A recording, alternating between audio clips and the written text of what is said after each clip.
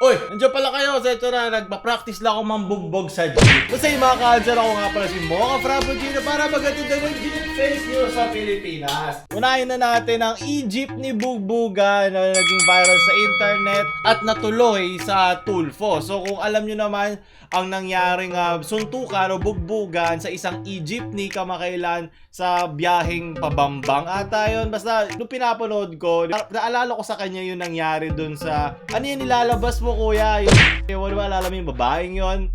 So ito yung parang kabaliktaran nun. Parang yun yung Me Too ng sa lalaki na hindi lahat sumisigaw, umihiyaw o nag-iinarting babae dyan, totoo yung sinasabi. Pwede nagkakamali siya, pwede siyang magkamali tulad ng kahit sinong tao. So yun nangyari sa first part nun, kung makikita doon sa screenshot na to, dumaan lang. Kumbaga, nadala siya ng inertia o yung paggalaw ng jeep. Yun yung energy mo na gumagalaw pa dahil hindi ka naman parte ng jeep. Parang nalilipat sa'yo yung kinetic energy, blah blah. Basta tinatamad na ako, nandito tayo para sa drama, ano nangyari sa kay ate. So ayun, sinabihan niya na hinipuan niya, tapos throughout dun sa biyahe, nagdadadada siya, pinagbibintangan niya. Hindi ko alam kung hindi naririnig yung explanation ni kuya kasi hindi ko siya naririnig sa CCTV. Kasi ang ingay, ang lakas ng boses ng babae na hindi ko marinig kung sinasabi ni Tito Alex, yung binagbintangan na jeepney driver din, na pasahero nun, na hindi, wala akong ginawa, kala mo lang yon. So, ano nangyari, nung bababa na si ate, may mga lalaki na kapatid at tatay niya na binugbog siya. Sinuntok siya at pinagbubugbog pa daw sa barangay. So, kung maririnig nyo, dun sa video, sinabi rin nung driver na sige, tirahin mo. Okay, try mo. So babalikan natin lahat yan. Tuwan-tuwa ako sa part na to. Doon kay Tito Tulfo. Nagkaroon ako lang pag-asa sa mundo. Nawala yung galit ko sa mundo na nakita ko na sinabi ni tatay na itutuloy ko ang kaso. Diba parang sa wakas nakaramdam din tayo ng parang justice served sa Pilipinas at parang pinapakita rin doon yung psyche ng mga Pilipino na kahit mumunti lang to, diba hindi naman ito yung mga multi-billion dollar na mga hindi na tutuloy na kaso or hindi na susolve ng maaga. Yung mga ganito, pinapakita nito yung distrust or at least yung disconnect ng masa sa hustisya sa Pilipinas. Hindi ka nga dapat matuwa tulad ng meme na to. Hindi ka dapat matuwa na ganito na ang tingin ng Pilipino sa hustisya, na parang si Tito Tulfo na lang. Tandaan nyo, hindi court of law ang radio show ni Tito Tulfo. Walang degree si Tito Tulfo pagdating sa batas. Kung alam lang niya is mga advice. Kung mga legal advice ang hahanapin mo, hindi siya abogado. Kasi tingin ko maganda ring analogy dito yung kahiligan ng mga tao na lumapit sa mga ano ba tawag sa mga gano'n, sa mga albularyo. Kasi hindi tulad sa mga Supreme Court na hindi connected sa mga simpleng buhay lang, wala namang masama doon. Pero makikita mo, kay Tito Tulfo, pinapakita nila yung human side ng batas. Tandaan nyo, walang nakakasuhan kay Tito Tulfo. Nagsa-start lang sila ng kaso. Pero ang mga gagawa ng kaso, ang magtutuloy-tuloy niya, sa ano pa rin, sa mga court of law. Baka sa entertainment part ng segment ni Tito Tulfo, nakakalimutan ng mga Pilipino na hindi ganon ka-reliable or at least hindi ganon ka-accurate ang mga legal advice or mga gawain sa segment ni Tito Tulfo. For example, I apologize. Please proceed. yung from Project Jurisprudence Philippines sa page, hindi po ebidensya ang isang screenshot. Parang awa nyo. Alam niyo yung right-click inspect ratio? Pag pumunta ako kay Tito Tulfo, ayan pwede kong gawing sa akin. O yan, ako na ang nagmamay-ari. Akong may-ari ng sanlibutan. Diba? Kapag ito ini-screenshot ko ba, ibig sabihin ba ako na nagmamay-ari ng Tulfo? Hindi, diba? Hindi binding enough ang mga ganon. Screenshot, text, hindi siya binding kasi madali siyang dayain. Diba? May mga paraan na dayain niya, Photoshop, blah, blah, blah. Unless video siya, diba? Masabi na hindi siya na-tamper o hindi, basta ganon. Pero pagdating sa screenshot na isang chat, hindi siya binding. So lang daanan to saglit. Naalala ko to Ito yung ini-explain ni Tito Tulfo ulit, yung mga ginawa ni Tita Linda at anong magiging mangyayari sa inyo. Nagets niyo po? Nagets niyo, sir, ma'am? Hello! Andiyan ka pa ba? So ayun siguro umalis na si ate. Baka sumakay na ng e-jeep yung kanyang kaluluwa. Parang wala na siya doon. Siyempre, na-foresee na niya yung mangyayari sa kanya. Buti na lang yung anak ni Tito Alex dito, may alam. Paulit-ulit nila sinasabi doon na buti na lang may alam yung anak ko. Tapos dito, kung tatandaan nyo, ito na yung part 4. Talagang binidge ko diba? Nagtag-Tulfo and chill ako. Kulang na lang si Tito Tulfo. Okay, tapos wala nang chill-chill, rekta na kami ni Tito Tulfo pagkasama ko siyang manood niyan. Patay! Yari! Na ito, part 4, dinideny pa dito ni Manong Driver na hindi niya sinabi yung, sige, tirahin mo. Parang, oo, dinideny pa niya eh. Talagang nawindang na siya nung pinakitaan siya ng ebidensya. Ako, ito, sinabi mo eh. Sige, tirahin mo. Patay! Oh no! Ayoko na rito! Ayoko na. Sana nandito yung Egypt ko. Sabi niya rito na babae kasi. Naglabasan ng mga white knights ng Twitter. Babae kasi yan. Babae kasi yan. Pero kahit ikaw pa si Gretchen Diaz or Jake Saga, ano pang gender gusto mo? Ang respeto ay walang pinipiling gender. Lahat yan, meron tayo equally at pag hindi mo pwedeng gawing special na isang tao dahil ganito ang gender nila. Yung utak ni Credo naka-primere. Kumbaga sa Jeep. So daanan natin ng mga memes bago natin komentohan pa to kasi doon ko dadagdag. From Crazy. Tuloy po ang kaso. Wala po. Tuloy! Ito na ito mga mamaya Pilipino. Diba, isang prinsesa siya, train na sa jeep. Pero dito, marunong din pala siya lumuhod sa tunay na hari ng jeep na yun. Sarap. Tropa mong bagsak na ikaw na bagsak. May kita mo talaga na hindi siya court of law eh. Kasi hindi mo pwedeng, hindi pwedeng maghawakan yung inaakusahan at yung nag-aakusa. Hindi pwedeng pagsamahin yan. Hindi pwede yan. Nagkakatira yung mukha niya ni Tito Alex, oh. Nagkakaroon siya ng moral dilemma na parang mataba sa sway ba ako? Baka isipin ng iba, wala akong puso, bla bla bla. Kaya hindi mo ito pwedeng gawin sa isang court of law. Pero siguro, syempre, alam naman na dito to na hindi sila court of law. Baka isipin kasi ng mga nanonood, ganito sa Supreme Court.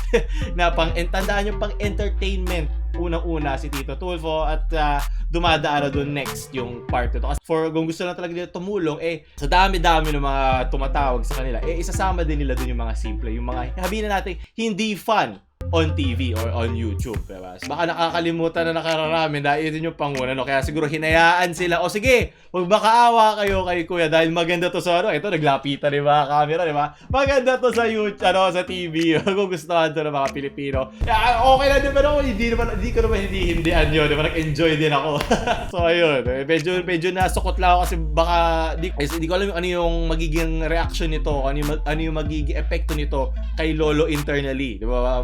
Pag nakita mo yung mga taong nagmamakaawa sa'yo, may mga taong sensitive sa gano'n, may mga taong napapa-oo agad sa mga gano'ng bagay. So buti na lang hindi gano'ng tao si Tito Alex dito. Ito yung mga nuances or mga mga SOP, mga standard procedures, etiquette in law, basta may terms yan. Hindi ako lawyer, pero may mga lawyer akong friends at nasasabi nila yung mga ganito na hindi mo to gagawin sa isang tunay na korte. Dito yung mga guidelines.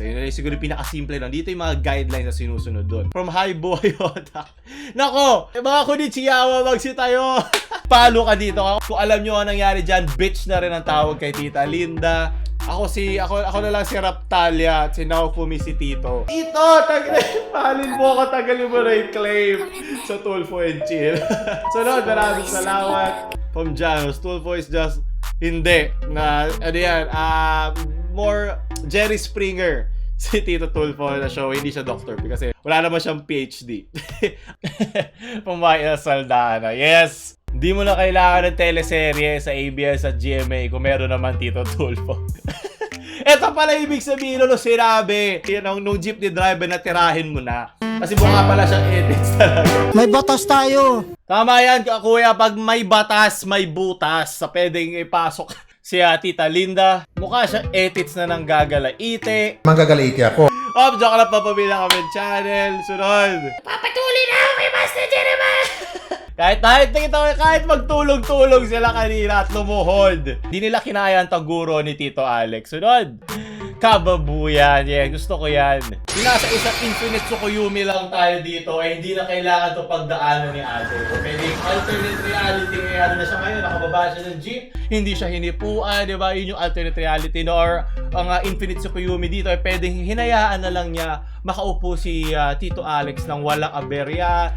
From Toby to Tulfo. Sunod. Kaya nandito nagkumpul-kumpul na mga kapangyarihan na ating kahit pagsama-sama yung mga chakra at mga enerhiya ng mga to, kulang pa din to para sa ipinamalas ni ate na technique. Buti na lang may hidden CCTV technique sa mga jeepney. At kung isipin nyo, maganda rin tong parang case para i-push yung modernization ng mga jeepney, di ba? Kasi, di ba, laging issue ngayon yung ayaw nilang i-push through kasi nga mahal para sa mga jeepney drivers, masyado malaki yung cut para sa kanila, dapat mas malaki yung cut sa gobyerno. Siguro dadagdag to sa mga hidden techniques para ma-push ang modernization program para lagi na may CCTV. Di ba? Di na kailangan videohan. Kasi pag nilabas mo na yung camera ng phone mo, tulad doon kay ate na lang sa bus, pag nilalabas yung edits mo, baka pwede na niya matago. Dito simula hanggang dulo, meron silang ebidensya, di ba? Yun yung maganda doon. Yung nakatulog na yung baka yung... joke lang. Pabila po kami dyan. Di ko yan alam. Huwag niyong gagamitin ng betchin dyan. Sunod na balita kaya. Balita. Nag-viral ang isang FX na nag-vape daw at nakipagtalo pa. Panoorin natin saglit. Hindi ko i-upload to. Good luck sa'yo. Hello po, Mama. Okay. And that will cause kupang. Again? Alam mo ba ang components ng vape? Yes. What are those? The components of vape is basically the oil, the juice, the flavorings. Oh, then you know the components of the juice. The components of juice is basically the oil and the flavoring. There are other chemicals that from them. Other chemicals, we can say that we can input Exactly. What are those nicotine, chemicals? nicotine, Yes, and then that is it. Exactly. Ikaw, Yes. Sukol. Ito VG po and ang then EG. lalaki nakikipaglaban And then do you know dahil the sa chemical nagbe-vape siya sa formula? loob ng FX. What's the chemical Gusto niyang formula? ipaglaban na tama siya. Chemical Okay. formula. Pasikatin natin tong mokong na to. And then Sige. when something bounds with oxygen, it Pakinggan will natin ang form a paliwanag po niya ha. Therefore, Sige. Kailangan ko harakan yung mukha ni Kuya. Kasi alam mo na. Ayoko mapunta sa tulpo. Pinaglalaban Galing po na tayo. niya.